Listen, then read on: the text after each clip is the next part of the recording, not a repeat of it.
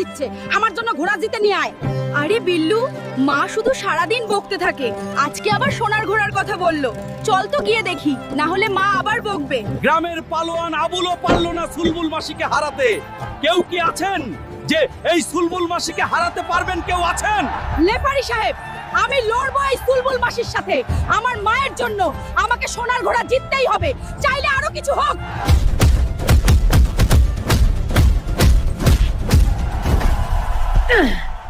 কি রে, কোথায় গেল তোর পাওয়ার? ফুস হয়ে গেল নাকি? সুলবুলকে হাসতে দাও, তোমার গরিব বোনকে একটা লাইক করে শক্তি দাও, তারপর আসল পাওয়ার শুরু।